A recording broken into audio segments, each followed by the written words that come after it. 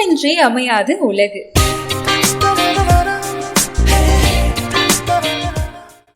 வணக்கம் இணையக்கூடிய நண்பர்களே, நான் Gajalakshmi, nutritionist and yoga trainer. எல்லாருக்குமே ரொம்ப டாலாக ஒரு நல்ல குட் ஃப்ரேமாக இருக்கணும் அப்படிங்கிறது ஆசை தான். ஆனால் அதுக்கு எலும்பு எவ்வளோ முக்கியமான ரோல் ப்ளே பண்ணுதுன்னு நமக்கு தெரியுமா? நம்ம தாத்தா, நம்ம அப்பா எல்லாம் நம்மளை விட கொஞ்சம் ஸ்ட்ராங்காக இருக்கிற மாதிரி நம்மளுக்கு ஃபீல் ஆகுது இல்லை? நம்மளை விட அவங்க ரொம்ப சீக்கிரத்தில் கூன் போடுறது இல்லைங்கிறது நமக்கு தெரியுது இல்லை? இதெல்லாம் ஏன்னு தெரியுமா? சினிமாவில் கமல் சொல்கிற மாதிரி, என்னைக்காச்சும் உடம்புல எத்தனை எலும்பு இருக்குன்னு எண்ணி பார்த்துருக்கியா? இப்படி இல்லை இப்படி அப்படின்னு. பட் என்னைக்காச்சும் நாம் இந்த எலும்பெல்லாம் என்னென்ன வேலை செய்து இதை எப்படி நம்ம ஸ்ட்ராங் ஆக்கணும்னு நாம் எண்ணி பார்த்துருக்கோமா? இன்றைக்கி நம்ம போன்ஸ் பற்றி தாங்க பார்க்க போகிறோம்.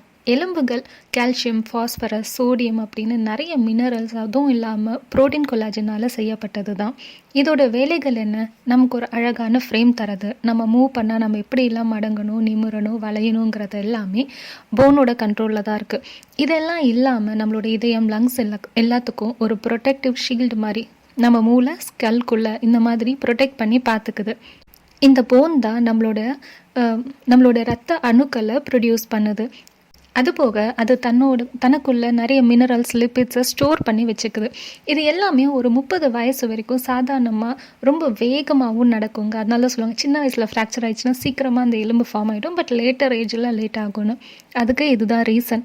ஓகே, இப்போ எனக்கு 30 வயசு மேலே தாண்டிடுச்சு, இதுக்கு மேலே என்னோடய எலும்புகளை நான் ஆரோக்கியமாக மாற்றிக்க முடியாதா அப்படின்னு கேட்டால், எலும்பை பொறுத்த வரைக்கும் நம்ம எப்போ வேணாலும் அதுக்கு ஒரு ஸ்டார்டிங் பாயிண்ட் எடுத்து அதை நம்ம வலுவாக்கலாம். சின்ன பசங்களுக்கு நம்ம ரொம்ப ஹைட் ஆகணும், ரொம்ப அழகான ஒரு ஃப்ரேமில் இருக்கணும்னு நினச்சாலும், மெனோபாஸ்க்கு அப்புறமா இருக்கிற லேடிஸ்க்கு, வயசானவங்களுக்கு எலும்பு சம்மந்தப்பட்ட நோய்கள் வரக்கூடாதுன்னு நினச்சாலும், நீங்கள் கண்டிப்பாக இந்த நாளில் இருந்து நம்ம எலும்பை எப்படி பார்த்துக்கணுங்கிறத அக்கறையாக பார்த்துக்கிட்டா நம்ம இந்த பிரச்சனையிலேருந்து விடுபடலாம். ஓகே, நம்மளோட எலும்புகள் ஸ்ட்ராங்காக இருக்க எந்த மாதிரி ஃபுட்டெல்லாம் தேவை அப்படின்னு பார்த்தா, விட்டமின் டி அண்ட் கே.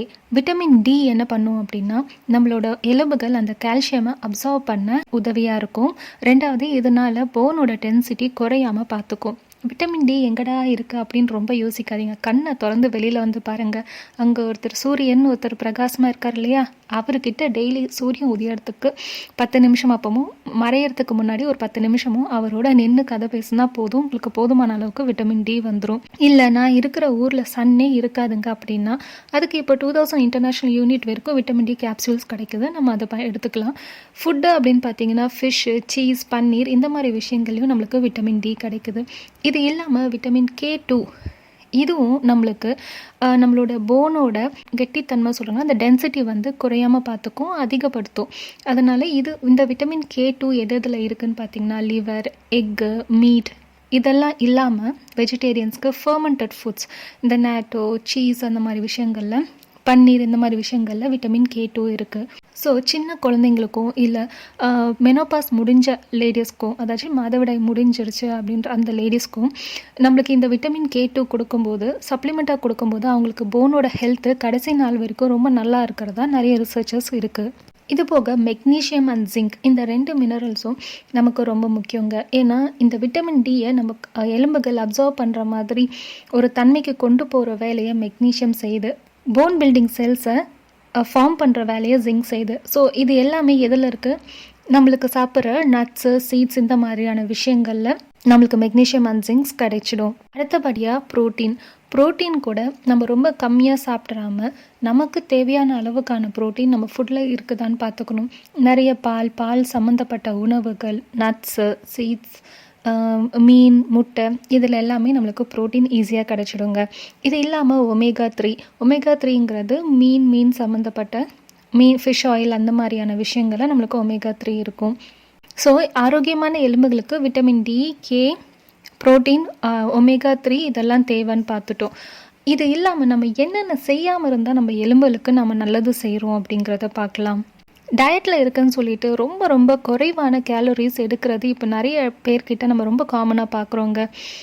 ரொம்ப குறைவான கேலரிஸ் சாப்பிட்றதுனால நம்மளுக்கு வெயிட் லாஸ் ஆகுமாங்கிறத விட மற்ற மினரல்ஸ் எல்லாம் நம்ம உடம்பு எடுத்துக்க முடிகிற தன்மையை இழந்துருங்கிறது தான் ரொம்ப நிதர்சனமான உண்மை. ஸோ அவங்கவங்களுக்கு ஒதுக்கப்பட்ட தேவைக்கான அந்த வயசுக்கு தேவையான கேலரிஸ் அவங்க எடுத்தே ஆகணுங்க.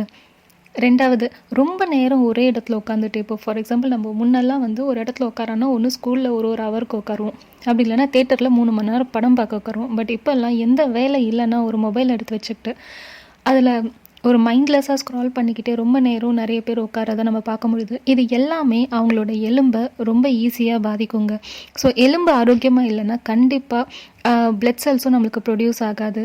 அது ரிலேட்டடாக நிறையா பிரச்சனைகள் நம்ம உடம்பு சந்திக்க வேண்டியிருக்கும். ஸோ ஒரு இடத்துல முடிஞ்ச அளவுக்கு ஒரு 20 நிமிஷத்துக்கு மேலே உட்காராதீங்க, அன்லெஸ் அன்டில் அது உங்களுக்கு தேவைன்னா மட்டும். மற்றபடி ஸ்டேர்கேஸ் யூஸ் பண்ணுறது, weight bearing exercise, resistance training, இது எல்லாமே நம்ம எலும்பை ரொம்ப அழகாக ஆரோக்கியமாக்கும். இதெல்லாம் பண்ணும்போதே நம்மளுக்கு வெயிட்டும் கண்ட்ரோலாக இருக்கும். ஸோ கேலரியை குறைச்சி தான் நம்ம வெயிட் கண்ட்ரோல் பண்ணுங்கிற அவசியம் கிடையாது. ஃபோனுக்கு ரொம்ப அன்ஃப்ரெண்ட்லியான ஃபுட் அப்படின்னு நம்ம பார்த்தா ஃபஸ்ட்டு லிஸ்ட்டில் வர்றது இந்த கோலா தாங்க. எல்லா சாஃப்ட் ட்ரிங்க்ஸ் கிடையாது, இந்த கோலா வெரைட்டிஸ் மட்டும்தான். ஏன்னா அதில் கெஃபைன் அண்ட் ஃபாஸ்பரஸ் இருக்குது. இந்த ஃபாஸ்பரஸ் அதிக அளவில் நம்ம கோலாவில் எடுத்துக்கும் போது நம்மளுக்கு அந்த போன் டேமேஜ் ரொம்ப ஈஸியாக இருக்குது. அப்போ ஃபாஸ்பரஸும் ஒரு நல்ல மினரல் தானே, ஏங்க அப்படி சொல்கிறீங்க அப்படின்னா, நம்ம ஃபாஸ்பரஸ் எடுக்கிறோன்னா அந்த அளவுக்கு ஈக்குவல் ஆஃப் கால்சியம் நம்ம எடுக்கிறோமான்னு பார்த்தா கிடையாது. அப்போது ஒரே ஒரு மினரல் மட்டும் அதிகமாக இருக்கப்போ அது ஆட்டோமேட்டிக்காக உடம்புல இருக்க எலும்புகள்லாம் என்ன, அகெயின் இட்ஸ் கால்சியம், அதை அரிச்சிடும். அடுத்தபடியாக காஃபி டீயில் அதான் இந்த கெஃபைன் இருக்கிறதுனால இது ரத்தத்தில் கால்சியம் அப்சர்வ் பண்ணுற விஷயத்தை இன்டர்ஃபியர் பண்ணிகிட்டே இருக்குங்க. அதனால நீங்கள் காஃபி டீ குடிச்சிட்டு எவ்வளோ கால்சியம் சாப்பிட்டாலும் அது வீண் தான். அடுத்தபடியாக ஆல்கஹால் அண்ட் ஸ்மோக்கிங், இதுவும் அகெயின் நம்மளோட கால்சியமோட அப்சார்ப்ஷனை இன்டர்ஃபியர் பண்ணும். நம்மளோட லாஸ்ட் வீடியோவில் எதுக்காக நட்ஸு, சீட்ஸ் அண்ட் லெக்யூம்ஸை ஊற வச்சு சாப்பிட்ணும் அப்படிங்கிறத பார்த்தோம். ஸோ அகெயின் கால்சியமுக்கு அதே தாங்க. இந்த வீட் பிராண்ட், லெக்யூம்ஸ்னால் இந்த பருப்பு வகைகள், இதிலெல்லாம் பார்த்திங்கன்னா அந்த அவுட்டர் ஃப்ரேமில் வந்துட்டு நிறைய பைத்தேட்ஸ் இருக்குது. அதனால தான் ஊற வச்சு சாப்பிட்றது, ஊற வச்சு சமைக்கிறத அட்வைஸ் பண்ணும். அகெயின் இது நம்ம அதை செய்யாமல் விட்டுட்டோம் அப்படின்னா கால்சியம் அப்சார்ப்ஷனை இதுவும் இன்டர்ஃபியர் பண்ணும்.